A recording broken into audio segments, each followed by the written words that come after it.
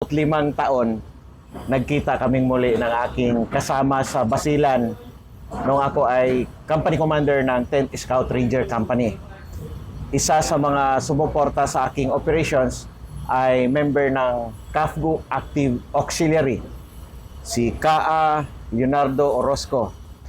Pagkatapos ng isang matindi na may enkwentro noong October 7, 2001, dahil sa score namin, at saka isa lang yun sa marami niyang scores, ay nirecommend namin siya para sa special enlistment.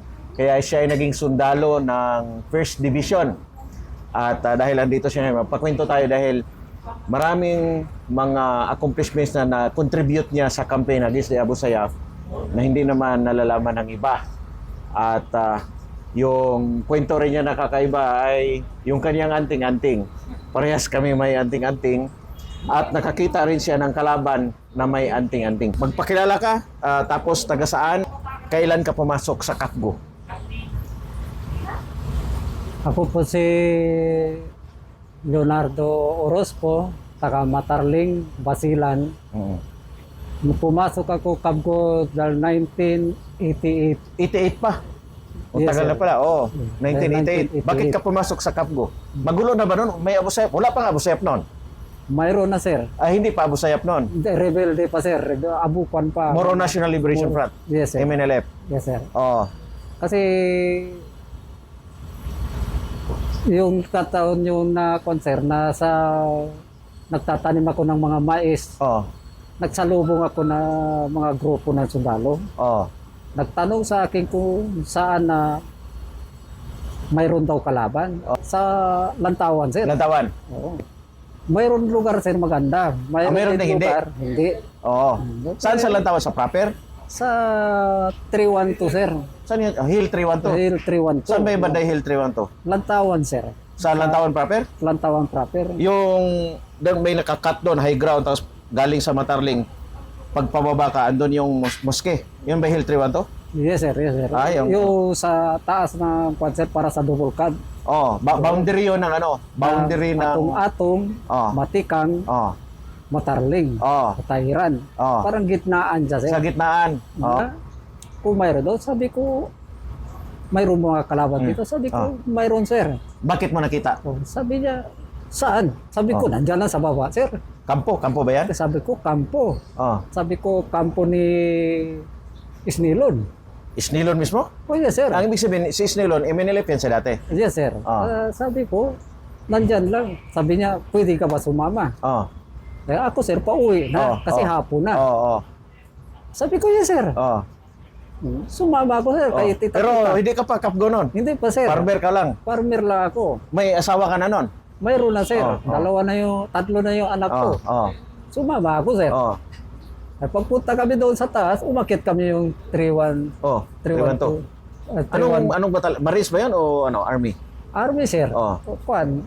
Sali rin mga ranger. Nakalimutan ko kung ano yung... Anong unit? Unit. Ranger sila o hindi?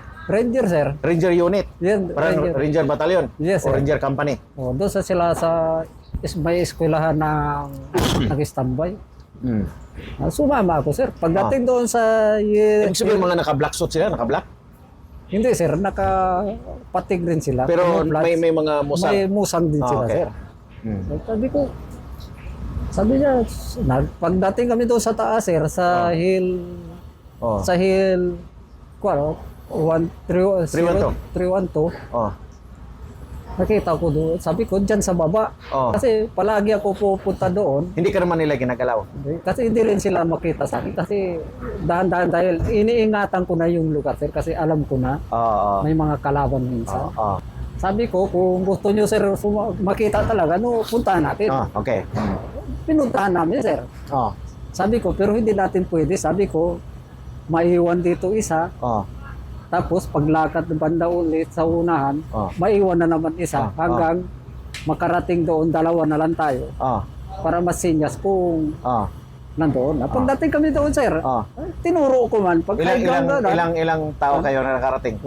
Dalawa na lang kami, sir. Pero initially, ilan kayo nagsama bumaba? Bale, 4 kami, sir. 4 lang? Oh, yes, sir. 4 lang. Matapa yung mga Rangers, ha? Tapos, Pang-5 ka? kapag panglima ako, sir. Ibig sabihin nun, tawag doon, leaders recon. Reconnaissance tawag doon. Oo. At tapos sabi ko, wala man ako baril. Yung isang official, sir, kapitan, pinahiram niya yung 45 niya. Pinahiram sa'yo. Kung hindi ka marunong. Sabi niya, marunong ka ba ito? Sabi ko, hindi, sir. Sabi niya ganito. Kasa. Train ka doon, nag-training. Sabi niya, Crash course. pagdating doon, i-open mo lang yung hammer niya. Nakalabit mo lang yan. Ibig sabihin, niloadan niya, tapos hammer down. Hammer down na, sir. Okay. Pupunta to. Na pagdating doon, sir, sa may high ground plant yan, sabi ko, yan mga barag na yun, mga tin nila. Sabi ko. Pero 4 na lang kayo, yung nakarating mismo sa gilid ng kampo, ilan kayo? 4 o 2 na lang? 2 na lang kami, sir. Nung kapitan? Hindi, sir, yung enlisted, sir. Yung NCO. Pagdating doon, nakita niya. Pagkita, atras kami ulit. Gaano karami nakita nyo? Madami, sir. Madami. Estimate? Mga 10 na siguro, no? Mga 70 sila. 70? Sir. Anong ginagawa nila? Doon lang, sir. Kampo lang sila doon. Anong oras yan? Mga alas 5 ng hapon, sir. Bulansa? Sa taas ng bulansa yan, sir. Sa taas ng bulansa? Yung pantay, sir, sa baba. Yung nakuan sila dito. Yung may mga high ground yan, pag ganun yung mga high ground yan, papunta sa pantay bulansa. Sir. Dito sila sa taas, sir. Sa taas. Sir. Atras kami ulit. Kapag atras kami ulit, sabi ko, pag atras, akyat kami ulit sa 312. Sabi ko, pagdating doon, sir, sabi yung CEO nila, paano, gabi na. Gabi na kayo, hapon na kayo pumunta? Hapon na, sir, kasi hapon na kami nasalubong, sir. Sabi ko, uwi na ako. Sabi ko, uwi ka na, Toy. Kasi baka naghintay yung pamilya mo, kasi gabi na. Sabi ko, sir, dito na lang ako. Sabi niya, hindi pwede, sibilyan ka. Sabi niya, nagbigay sa akin sardinas. Umuwi na ako, sir, pinahatid sa akin na tropa. Sabi, mga kanyon, sir, isang kumpanya sila, sir. So, mga 100? Hindi, wala, sir. Wala. Mga 80, ganyan. 80, So, pantay lang sila doon sa kalaban? Sir. Umuwi na ako, sir. Umuwi na ako. Dala ko mga sardinas, magi, may kunting bigas. Tuwang-tuwa rin ako, sir, kasi mahirap lang ako. Umuwi ako sa pamilya ko, sabi ko, may dala ko bigas, sardinas. Sabi ko, galing yan. Sabi ko, binigay sa akin yung mga sundalo kasi nagtanong kung saan yung kalaban, tinuro ko. Tapos na-encuentro nila yun? Sir, tapos sabi ko, hintay-hintay ko yung kulaka-bangbakan. Wala. Buong gabi. Kinabukasan umaga, sir, umakyat ako na maaga talaga doon sa taniman ko. Pumunta ako doon sa location nila. Wala na. Umakyat ako sa Marang. Pag akyat ako sa Marang, sir, biglaan putukan. Putukan na. Anong oras? Alas 7. Alas 7, ng umaga. Putukan na. Pati doon sa dahon ng Marang, matamaan ng bala. Bilisan ko nung bababa ulit. Baba ka. Tapos pumutok man yung kanyon na. Mga kung saan-saan lang. Ganyan talagang lupa. Natakot na ako. Yun ang unang encounter mo pala, encounter ng Ranger. Sir. Similihan pa ako. Umuwi na ako, sir. Takot ako. Pero marami sila nakuha, sir, recover. Marami? Oo, sir. Nakita mo sila uli? Tapos napunta ko sa school, doon sa sentro ng Matarling. Nakita sa akin yung sumama sa akin doon. Sabi niya, yung guide natin guide. Sabi niya, alika. Tinawagan sa akin uli, sir. Dinala doon sa CEO. Sabi niya, ito ang guide namin. Sabi niya, nagturo doon. Na ngayon, sabi niya, mamaya, may ibibigay ko sa'yo. Binigay rin sa akin, sir, isang sakong bigas. Binigyan ko ng reward. Tapos nagbigay ng 500 pesos. Laki na yun. Malaki na yung 500 pesos, sir. Malaki na yun. Tapos pinahatid sa akin doon sa bahay. Umuwi ako. Yung time, sir, sabi niya, bakit ayaw ka pumasok ng Kabgo?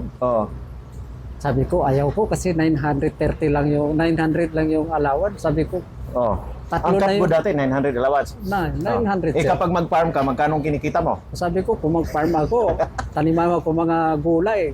Sa isang linggo, magbinda ko, may 300 ako. Sabi ko, 400. Sabi ko, 3 na yung anak ko. Pero, sir, tapos yung time, sir, nandun ako sa labas.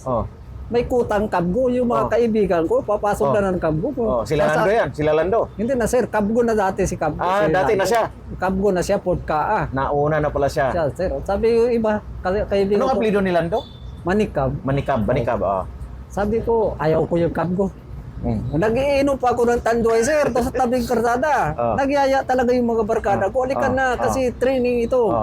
Sabi ko, kayo na lang kasi binata kayo. Ako, may asawa ako, hindi kaya yan. Ay, yung isa rin, sir, sabi niya, halika na ba? Medyo kalahati na yun, naubo ko yung tanduay. Sabi ko, sige. Pero mahaba yung buhok ko, sir. Pumunta ako doon. Sumama na ako. Saan ang training? Sa Lumbang, sir. Sa Lumbang? Sa 24SF. 24 SF na yan talaga dyan dati? Yes, sir. Yung Si iba pa? si Kapitan lang pa si Sir Bacala, sir. Bakala? Yes, sir. Hindi yan. Hindi. Andun kami, 98 eh. 98? Oh. O da, yun, sir. 1998 ka nagkapgo. Yes, sir. Tapos, napunta ako doon, sumama. Pagdating doon, sir. 98 ka nagkapgo, yan yung nandun ako sa Kapatagan Grande. Yung Ranger, first Yun SRB. din ang time ko, sir, na yagdiyaya, para magkab ko. Ngayon, So after 10 years nung unang nag-guide ka sa mga nung nag-guide ka sa mga sundalo ng Ranger. Sir. Tapos pagka-cab ko na ako, sir, sumama ko doon, nakapasok man talaga ako ng cab ko, diretso. Pero nangyari na yung maraming inabdak sa Matarling yung mga teacher. Yes, sir. Nangyari ano na. yan, 96, 97 ba yun? 93. 93, sir. 1993, no? Yung kidnap sa mga maestra. Civilian pa ako doon, sir. Civilian ka pa yun? Hindi pa ako kabgo. Hindi ka pa nagkapgo nun? Sir. So marami kang na saksihan na atrocities ng Abu Sayyaf bago ka nagkapgo. Yes, sir. Marami na. Sa mga Abu Sayyaf. So yun pala yun na nung nagkapgo ka na sa 24th SF ka, and then saan ka napunta? Under sa SF ka? Under ako sa SF, sir. Tapos, pagka-under ako sa SF, minsan sumama ako sa Scout Ranger. Yung enkwentro ni Captain Subiana, yung sa Karo Kapayawan, yung marami rin namatay doon sa Crusher. Sa Crusher, sir. Wala ka pa noon, 1995 pa lang yun. Wala pa ako doon, sir. 1995. Rolando Manikap yun, sir. Siya ang sumasama Siya ang sama ka doon. Sir.